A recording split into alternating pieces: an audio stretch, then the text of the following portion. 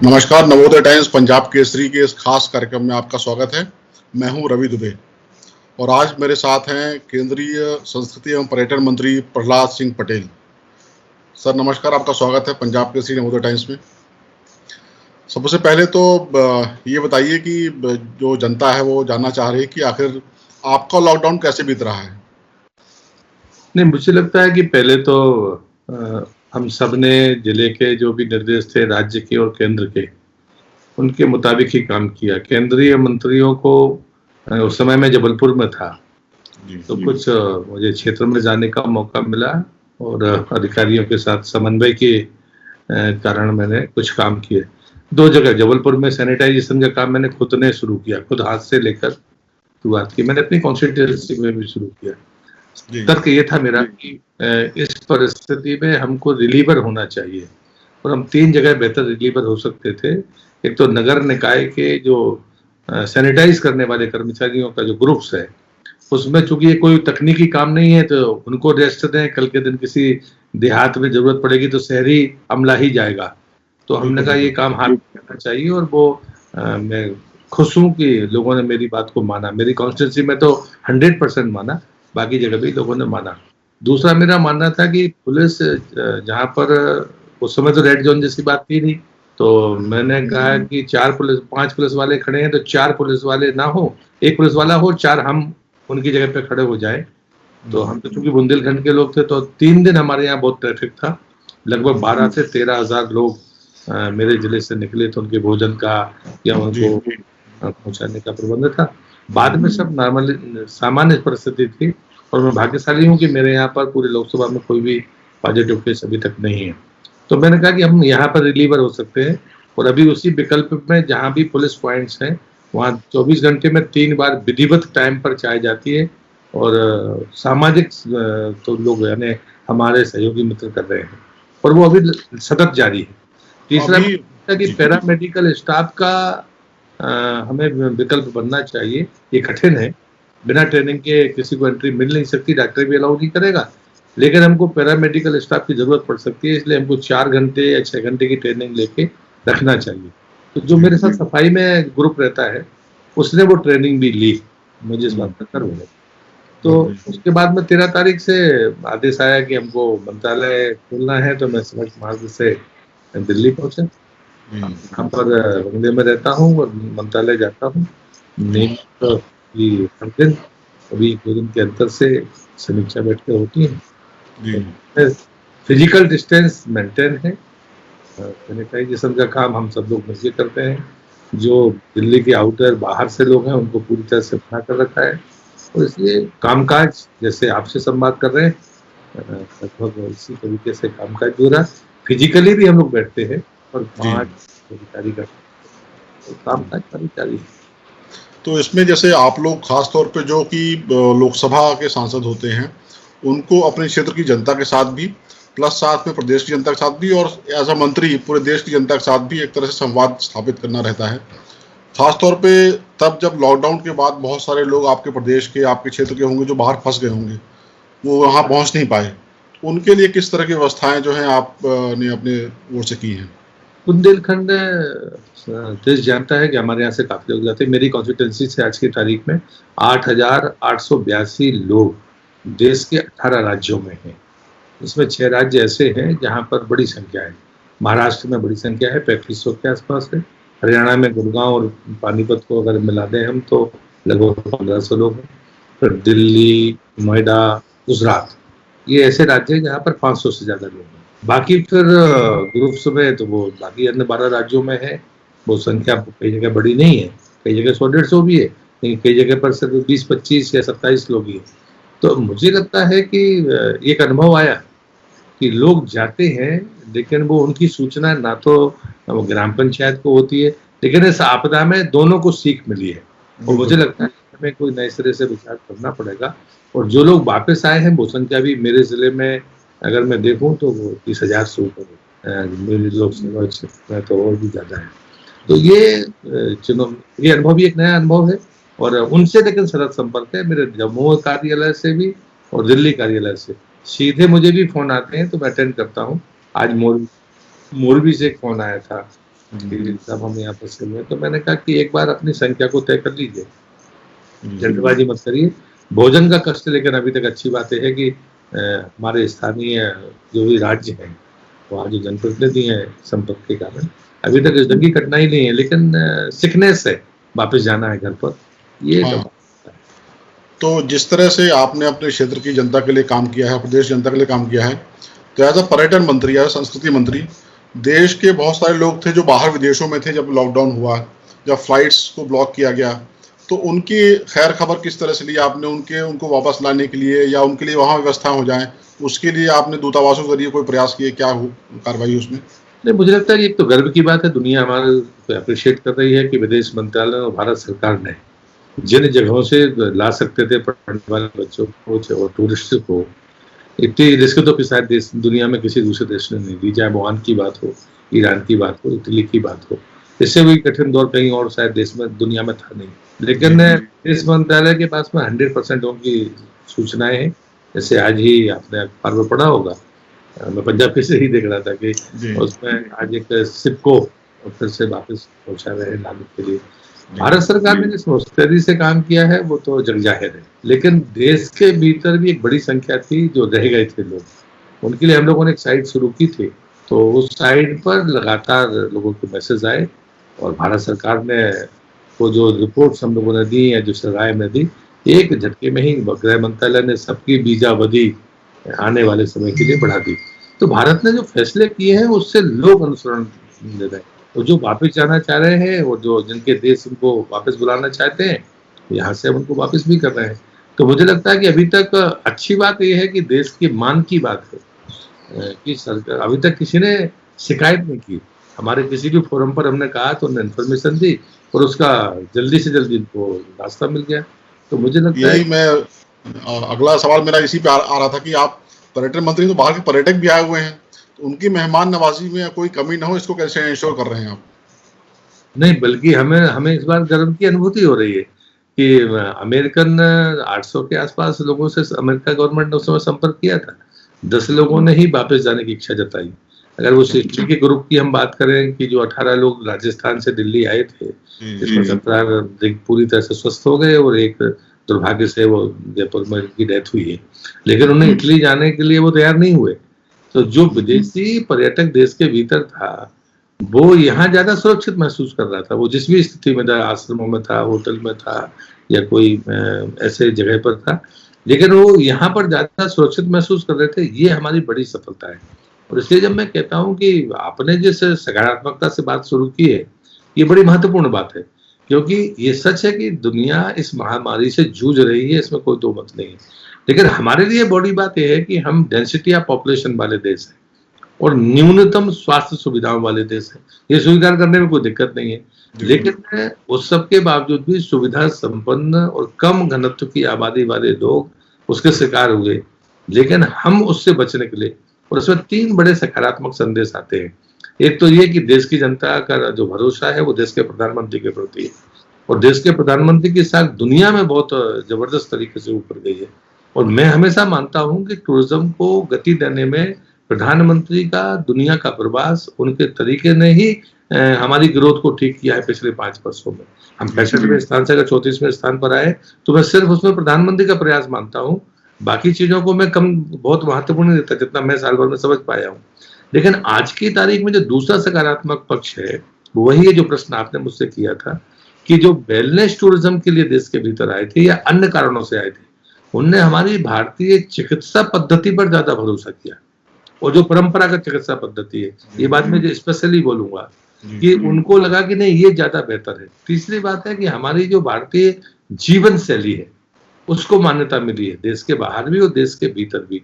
उन लोगों को भी जवाब मिला है जो हमारी भारतीय संस्कृति के मूल मापदंडों को कभी नीचे नहीं दिखा पाए, उनके कभी तुलना नहीं कर पाए, लेकिन वो हमारे मूल्यों को हमेशा कमतर बताने की गलतियां करते रहे। षड्यंत्र के तहत कहिए या वो उनके मन में कोई मानस नहीं रहा होगा। उदाहरण के लिए कि हम किसी के 100 यात्रा में जाते हैं तो लोग आगे नहाने की क्या जरूरत है, घर के भीतर बाहर जूते उतारने की क्या जरूरत है, हाथ जोड़कर नमस्कार करने की क्या जरूरत है। ये बहुत छोटी चीज है, बिल्कुल बिल्कुल। लेकिन आज की तारीख में संक्रमण को रोकने में ये तीनों चीजें जरूरी है। अब एक डॉक्टर भी अपने घर के भीतर अपने बच्चों से नहीं मिल पा रहा, वो बाहर सोता है। पुलिस वाला भी कहता है कि भाई बाहर रोटी दे दो, मैं बाहर रोटी खाऊंगा। काम के तरीके पर हमारे यहाँ पर कारण थे। हमारा सिर्फ शायद ये जो लोग हमारी खामियां निकालते हैं या मूल्यों को कमतर बताने की गलती करते हैं, मैं उनसे कहूंगा कि हमारा हर काम धर्म के नाम पर होता था। विज्ञान से तो हम बहुत ऊपर थे, ये तो हमने हमेशा साबित किया है, लेकिन हमारे हर चीज के पीछे या तो उपमा थी या फिर हम धर्म का मार्ग अपनाते थे, और शायद वो लोगों को रास नहीं आया।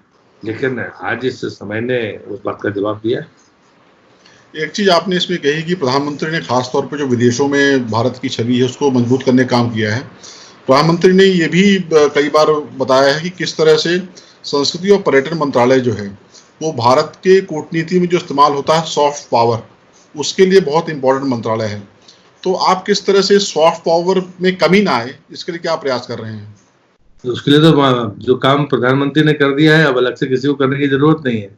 कि एक तो हमारे पास में साधनों की कमी थी, हमारे यहाँ जरूरत ज्यादा थी। हमने तो संयम से लॉकडाउन करके, और जो हमारी मूल संस्कृति की ताकत है कि हम सादगी के साथ रहकर, शांति के साथ रहकर चुनौतियों से निपट सकते हैं, ये हमारी भारतीय परंपरा है। इस बीच में अच्छे से अच्छा ताकतवर देश अपनी सुविधाओं को अपने पड़ोसी को 1 रुपए की चीज नहीं दे सका, लेकिन हमने ताकतवर देश को भी दिया, जरूरतमंद देश को भी दिया, पड़ोसी को भी दिया।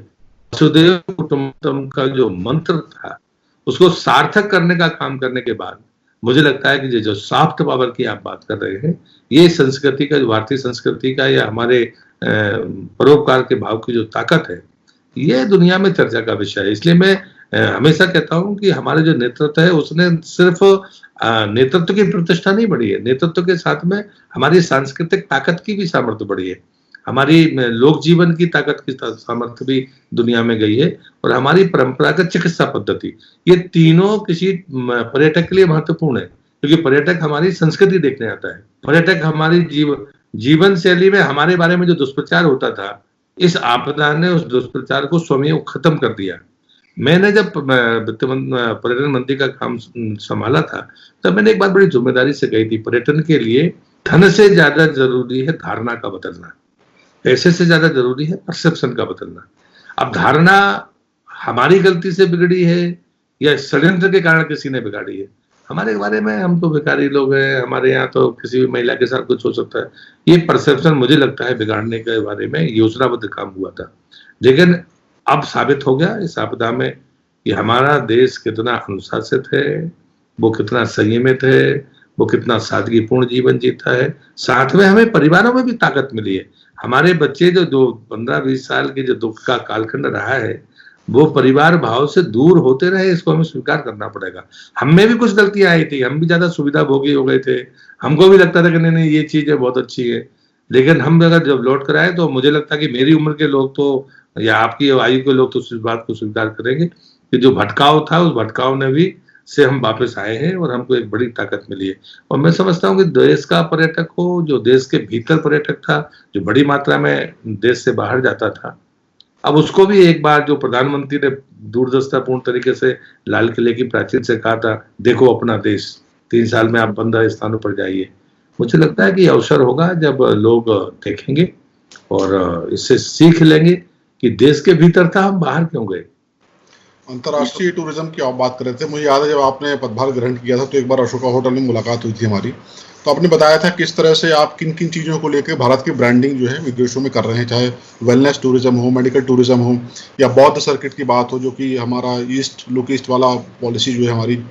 तो इसमें मेडिकल टूरिज्म जो है, जैसे अमेरिका या यूरोप से जो पर्यटक आते हैं वो तो घूमने आते हैं अधिकतर, लेकिन जो मेडिकल टूरिज्म के लिए आते हैं वो अफ्रीका से, मिडिल ईस्ट से, यहाँ के ज़रूरतमंद लोग आते हैं जो कि चिकित्सा की सुविधा हमारे यहाँ जो है उसका लाभ लेने के लिए आते हैं। तो वो कैसे आते रहें, रुके नहीं, उनको आश्वस्त करने के लिए भारत सरकार किस तरह कदम उठा रही है? नहीं, मुझे लगता है उसमें 2 चीजें हमें ध्यान में रखनी पड़ेंगी। एक तो इस पूरी परिस्थिति में अगर हम भारत के नक्शे को देखें तो नॉर्थ ईस्ट और ईस्ट और हिमालयन स्टेट्स एक प्रकार से सेफ जोन बनकर निकले, और वहाँ मौसम की दृष्टि से भी अभी बरसात हल्की शुरू हो गई है और हमारे यहाँ गर्मी है।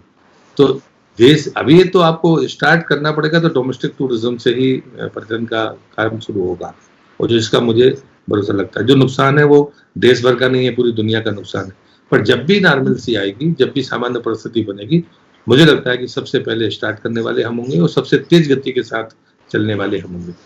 जो सवाल आपने मुझसे किया है, मैं उनको ये जरूर कहूंगा कि एक अच्छे संकेत आए हैं कि नॉर्थ ईस्ट के जितने स्टेक होल्डर्स हैं या हिमालयन स्टेट्स के जो हमारे मिनिस्टर्स हैं, उनसे जब हमने बात की, तो जैसे हिमाचल और उत्तराखंड की मैं बात आपसे करता हूँ, वहां पर उन्होंने होटलियर जितने भी स्टाफ है उसको बाकायदा पैरामेडिकल स्टाफ की ट्रेनिंग दे रखी है, क्योंकि उनके पास में मरीज रखने की जगह थी नहीं, डॉक्टर्स को रखने की नहीं थी, तो उन्होंने ट्रेंड किया।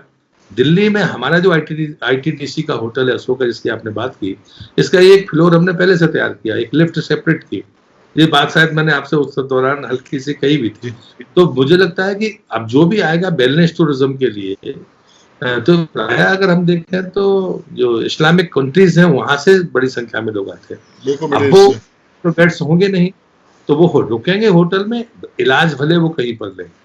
तो मुझे लगता है कि इसके बीच में होटल के बारे में राज्य और केंद्र मिलकर एक आईसीएमआर की जो गाइडलाइन है उसके मुताबिक अगर छोटे होटल्स ही हम अभी शुरू कर पाएंगे, क्योंकि बड़े डेस्टिनेशन दिल्ली और मुंबई कब इससे मुक्त होंगे ये आज कहना जल्दबाजी होगी, लेकिन जहां पर भी है होटल अगर है तो उसको 5 या 7 कमरे ऐसे रखने चाहिए जो पूरी तरह से आईसीएमआर की गाइडलाइंस के अनुरूप हो। और हम लोगों ने ये बात, हमने राज्य के मंत्री को पत्र लिखा है, हम लोग इस पर हमने अपनी चर्चा शुरू कर दी है कि नॉर्मलसी आने में जो भी समय लगेगा उसका भविष्यवाणी तो मैं नहीं करना चाहता, लेकिन उसके पहले हमारी तैयारी हो जानी चाहिए कि हमारे होटल्स में ये क्लासिफिकेशन होगा, इसका सर्टिफिकेट कौन इश्यू करेगा, राज्य और केंद्र मिलकर करेंगे तो सिस्टम क्या होगा। मैं आपके माध्यम से प्रार्थना आपसे भी करना चाहता हूँ और बाकी लोगों से भी करना चाहता हूँ, उनके मन में और भी अच्छे सुझाव हो सकते हैं जो ट्रेवलर्स होंगे, बाकी लोग होंगे, कि हमें क्या बनाना चाहिए, क्योंकि ये सब चीजें नए सिरे से आपको करनी पड़ेगी। जिस प्रकार से मुंबई में जब हमला हुआ था उसके पहले होटल में कभी सेफ्टी के लिए वो नहीं होता था, अब जहां पर नहीं हुआ वहां पर भी लगे। तो ये कंपल्सन है कि हमारे यहाँ आने वाले यात्री के बारे में पूरी जानकारी हमको हो, अगर वो हो तो अगर उसकी राय है कि साहब हम तो इलाज के लिए आए हैं या वेलनेस टूरिज्म की दृष्टि से आए हैं, तो हम उसको सेपरेट ही रखें, उसकी सुविधाओं की चिंता करें, लेकिन सुरक्षा की भी चिंता करें। तो मुझे लगता है कि इस पर भी एक बड़े काम करने की जरूरत। ये तो सर जो आप यहाँ व्यवस्थाएं करेंगे इंश्योर करने के लिए वो लोग सुरक्षित रहें उसकी है। मेरा सवाल ये है कि आप रीच आउट उनको कैसे करेंगे, उनको विश्वास कैसे दिलाएंगे कि भारत में सब कुछ ठीक है।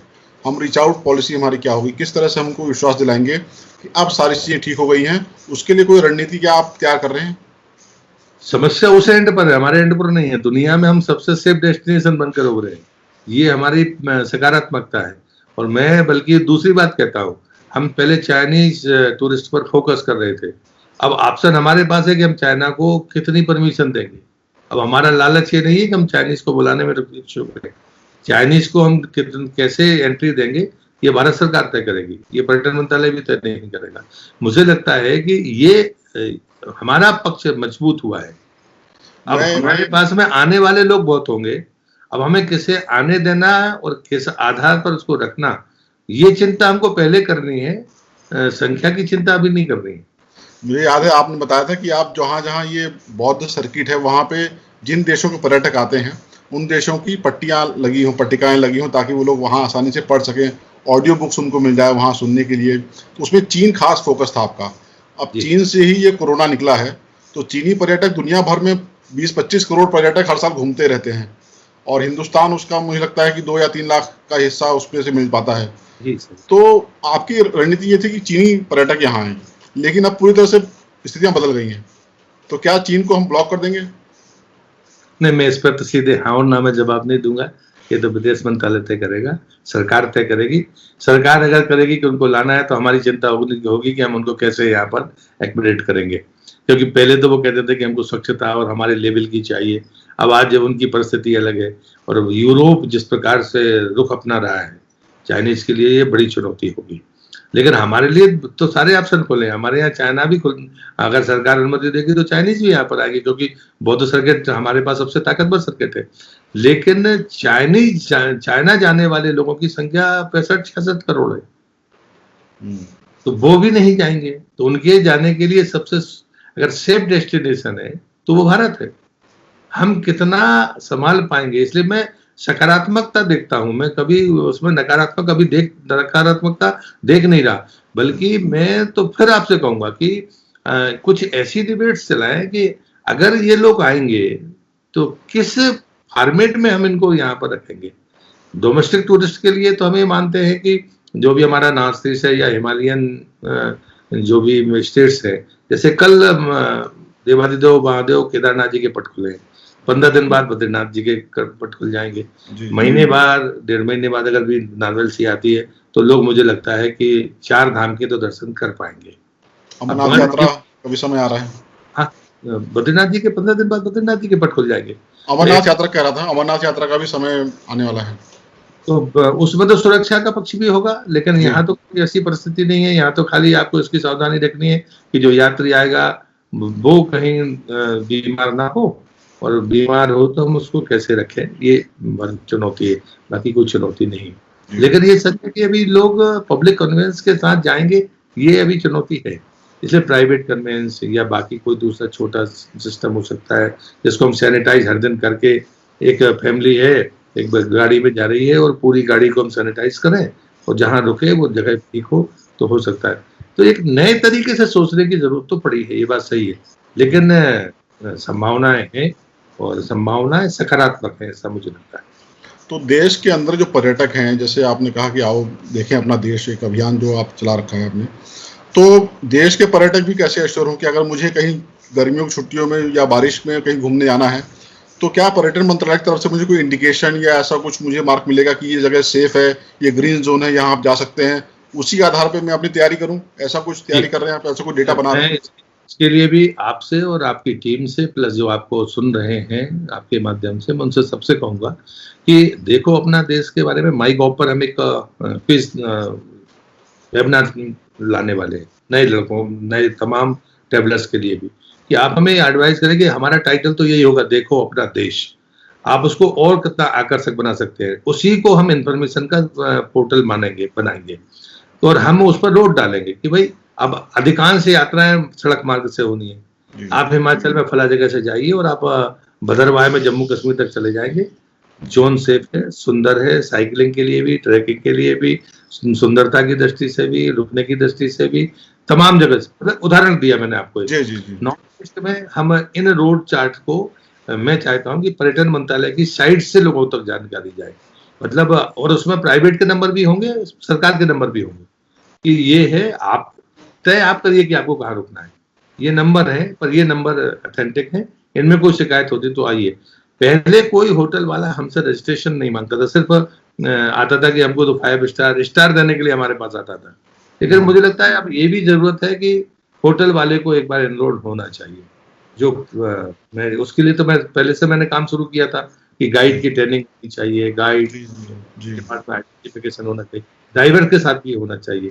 तो अब ये तीनों चीजें परिवार को या पर्यटक को तय करनी पड़ेगी कि ड्राइवर कौन है उसका, ये उसे खुद तय करना चाहिए कि वो कार्ड होल्डर है कि नहीं, इंफॉर्मेशन उसके पास है कि नहीं। फिर दूसरी बात होती है कि गाइड वो किसको चुनता है, ये भी अब उसको थोड़ा सा देखना पड़ेगा। लेकिन जो गाइडनेस है, सूचनाएं देने का काम वो पर्यटन मंत्रालय का पोर्टल करेगा। इसमें भी कोई सलाह अगर आपकी हो सकती है आप लोगों की, तो आप जरूर दीजिएगा, ये विनती है। जैसे आपने बताया कितने सारे लोग इन्वॉल्व होते हैं इसमें, कि होटल वाले हैं, ड्राइवर्स हैं, गाइड्स हैं। तो जैसे मान लीजिए खजुराहो के आपका गाइड है, खजुराहो पूरी तरह से निर्भर है विदेशी पर्यटकों पर, अधिकतर मतलब 90% पर्यटक विदेश से आते हैं वहाँ पर। वहाँ के रिक्शे वाले हैं, वहाँ के होटल वाले हैं, बहुत सारे लोगों का रोजगार, घर चलता है वहाँ, रोजी रोटी चलती है। तो उनके लिए किस तरह का आपको राहत देने की बात कर रहे हैं? हम ये नहीं कह रहे हैं कि सारी चीज़ें उनको सरकार की तरफ से मिल जाएं, लेकिन कुछ राहत सरकार अपनी तरफ से प्लान कर रही है, पर्यटन मंत्रालय कुछ प्लान कर रहा है। देखिए, हमने पहले भी कहा था, जब आपसे बात कर रहे तब भी मैंने ये बात कही थी कि रजिस्ट्रेशन ना कराना ये बड़ी समस्या है। अब ये पहली बार आया, अब जब आपके पास रजिस्ट्रेशन ही नहीं तो आप मदद किसको करोगे? कि रजिस्टर्ड या तो वो स्टेट के पास है या वो अपने फेडरेशन में है। यही बात जब मैं मंत्री बना था तो आपको अच्छे से ध्यान होगी, मैंने पूरे फेडरेशन से कहा था, एक बार मैं पास आउट करता हूँ, आप अपने लोगों को दीजिए और जो रह जाएं उनको छोड़ना नहीं है, लेकिन वो आए तो सही। अगर आज रजिस्ट्रेशन होता तो हमने राज्य सरकारों को लिखा है, और मैं इस बात से खुश भी हूँ कि राज्य सरकारों ने अच्छा काम किया, इवन कर्नाटक ने, केरल ने, महाराष्ट्र ने, गुजरात ने, मध्य प्रदेश ने तो जो राशन है वो मुफ्त में ही दिया है कि सब गाइड, कलाकार और गाइड और बाकी ये सब बिना कैटेगरी के उन्हें जोड़ दिए, तो कि 3 महीने तक इनको भी अनाज मिलना चाहिए। लेकिन बाकी चीजें भी हमको अब ये तय करना पड़ेगा कि उनका बीमा हो, उनका कोई फंड रेज हो, तो उनके ऑर्गेनाइजेशन से हमने कहा कि अब आपको पंजीयन कंपल्सन होगा, अब ऐसे नहीं चलेगा, क्योंकि उनके लिए अगर मेंबरशिप है तो मेंबरशिप के आधार पर फेडरेशन के पास में कोई फंड भी होना चाहिए कि कल के दिन कोई ऐसी परिस्थिति आती है तो उस परिस्थिति में कम से कम तात्कालिक रूप से आप उसको दे दो, बाकी चीजें होती रहेंगी। तो सिस्टमेटिक ऑर्गेनाइज करने का समय भी अनऑर्गेनाइज सेक्टर को है, ये अनऑर्गेनाइज सेक्टर ही है जिसमें मैंने वर्षों काम किया है। जी। मैं मानता हूँ कि कल के दिन भी मैं बात करूंगा, कल मई दिवस मजदूर दिवस के रूप में दुनिया में मनाते हैं, तो मैं भी मानूंगा कि ये जो अनऑर्गेनाइज सेक्टर के लोग हैं तो इस समय दोनों की जिम्मेदारी बराबर है। अगर वो पंजीयन कराएंगे तो उनका भला है, क्योंकि उनको पीएफ की समस्या भी नहीं आएगी। पीएफ कटेगा तो जिस प्रकार से भारत सरकार ने भी पीएफ की सुविधा दे दी है कि साहब आप लीजिए, आपको मिल जाएगा वेतन के बराबर, तो ये बड़ी सुविधा थी। नहीं तो लेबर मिनिस्ट्री में पैसा होता था लेकिन वो सीधे कभी काम नहीं आता था। लेकिन जिस प्रकार से रिलैक्स करके गरीब आदमी को पैसा पहुंचाया है, तो मुझे लगता है अगर वो पीएफ कटवा रहे होते तो आज वो सीधे कैश भी उनके खाते में चला गया होता। तो ये चीजें भी उनको समझाने में शायद सुविधा होगी, ऐसा मुझे लगता है। आपके पास पर्यटन के साथ संस्कृति मंत्रालय भी है, और भारतीय संस्कृति में मेल जोल, सामाजिक सहयोग का, परस्पर मिलने जुलने का उसी से त्यौहार होते हैं, उसी से 30 त्यौहार सारे मनाए जाते हैं। अब जैसे जगन्नाथ यात्रा शुरू होने वाली है, कुछ समय बाद सावन के मेले लगेंगे, सब शिवालयों में भीड़ उमड़ेगी, फिर अपना झाबुआ में भगोरिया होता है, इस तरह के तमाम देश भर में नॉर्थ ईस्ट से लेकर सब जगह कार्यक्रम होते हैं। लठमार होली, हाँ, लठमार होती है वृंदावन में। तो यहाँ पे अगर हम कहेंगे सोशल डिस्टेंसिंग एनफोर्स करें तो किस तरह से हो पाएगी, किस तरह से हम इसको करेंगे? आप चुनौती की तरह देखते हैं इसको, कैसे देखते हैं? नहीं, मुझे लगता है कि चुनौती तो है, और चुनौती है, और मुझे लगता है कि इसमें तो मैं भी फिर भी जाके अभी कहीं ना कहीं चाहूंगा कि सबके सुझाव आने चाहिए, क्योंकि ये एक आदमी की सरकार के तय करने से तो नहीं होगा। कहीं ना हमको, अब हम लट्ठमार होली देखें या भगोरिया, अब भगोरिया तो शायद आप कभी झाबुआ गए होंगे, तो भगोरिया में तो कोई कितना ही बड़ा तोपची वहां रुकना पड़ेगा। लगता है, लेकिन ठीक है, वो मगर बड़े अनुशासित लोग हैं, इसलिए मुझे लगता है कि रास्ता फिजिकल डिस्टेंसिंग का निकल आएगा, ऐसा मुझे लगता है। जी, अच्छा, एक और ये चीज कि आप पिछले मार्च तक हम बात करें तो आपके टारगेट्स अलग थे मंत्रालय के कि हम इतना विदेशी मुद्रा लेके आएंगे, इतने पर्यटक लेके आएंगे। अब जो है post corona, pre corona world था, एक पोस्ट कोरोना वर्ल्ड हो गया है, तो आप दोनों में जो अंतर आया है तो उसको आपकी अपनी भूमिका में बढ़ती हुई चुनौती किस तरह से देखते हैं? नहीं, मैं तो खाली इस समय में जो नुकसान होगा उस नुकसान को देखता हूँ, और आगे मैं बड़ी जबरदस्त संभावनाएं देखता हूँ। मतलब भारत ने जिस ढंग से, और इसमें सरकार के साथ में जो देश ने एकजुटता दिखाई है ना, ये बड़ी ताकत है। हम एक सेफ डेस्टिनेशन के रूप में दुनिया में उभर कर आए, इसको तो अब हमें कोई ब्रांडिंग करने की जरूरत नहीं है। दूसरा, हमने डेंसिटी ऑफ पॉपुलेशन के साथ कम सुविधाओं में अपने आप को विजय की तरफ अग्रसर किया। नेतृत्व ने जो किया कि हमें तो और जरूरतें थी साधनों की, उसके बाद भी हमने दवाइयां दूसरों को देकर अपनी प्रवृत्ति के नाते, अपनी संस्कृति के नाते हमने दुनिया में ये साख बनाई है। लोग वही चीज शायद देखने के लिए वापस आई थी। तो जो परसेप्शन हमारे बारे में बिगड़ता था, वो मुझे लगता है कि वो पूरी तरह से अनुकूल हमारे सामने है। अब हम उसको कैसे रिसीव करते हैं, जो पहले आपने प्रश्न किया था, इसमें हम सबकी जरूरत है। मैं अकेला दावा नहीं करता कि मैं सब कुछ सोच लूंगा, इसमें हमें आपकी भी जरूरत है, जो आपको सुन रहे हैं उनकी भी जरूरत है।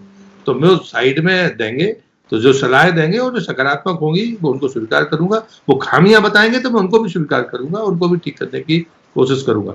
दूसरा, जो हमारा प्रायोरिटी एरिया था, पहले चीन था, अब प्रायोरिटी एरिया बदल गया, चीन जाने वाले हमारी प्रायोरिटी एरिया है। चीन से आने वाले तो प्रायोरिटी एरिया है ही, लेकिन उनके लिए तो भारत सरकार तय करेगी कि हम कितने लोगों को आने देंगे कि नहीं आने देंगे। लेकिन चीन जाने वाले लोग, उनके पास में अगर दुनिया में कोई डेस्टिनेशन है, अगर उतनी डाइवर्सिटी किसी के पास है, तो सिर्फ भारत के पास है।